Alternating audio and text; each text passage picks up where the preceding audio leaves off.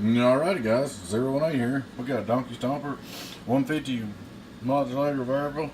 Used to be 1446s, they blowed the pills in it and they blowed the variable out. This is the second user of it. He just bought it. He bought it this way. And we put two 2290s in it, new variable. Get them all fixed up here.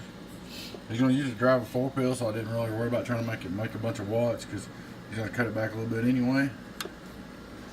And I didn't want to make it real hot with the 4-pill, you know, it's a modulator. 5-watt reverse. Hello, audio. Hello, audio. Hello, audio. Now nothing. Here's the thing. Hello, audio. Yeah, a little. You can bump the variable back just a little bit. Come on, phone. Hello, audio. Hello, audio. So it's gonna be a really good driver. He's gonna, like I said, he's just gonna drive a 4-pill with it. 500 watt average.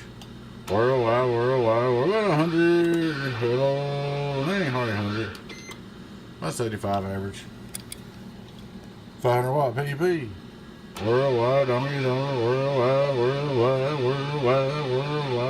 1, 2, 3, 240. Get on down.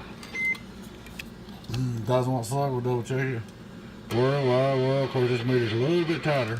Let me put it on peak. 1,000 watt. Worldwide. This one's showing about about 220. Hello, worldwide. This one's showing about 240, 250. It's the difference in the PEP kits. Worldwide.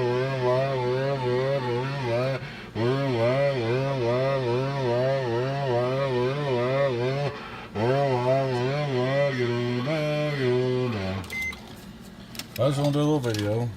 Show him it's ready to go. I'll be a good little driver for 4-pill, like you're going to use it for. You told me you wanted to use it for. There you go, folks. Hope you enjoyed the video. Your friend Tim, 018 Boost. Catch me later.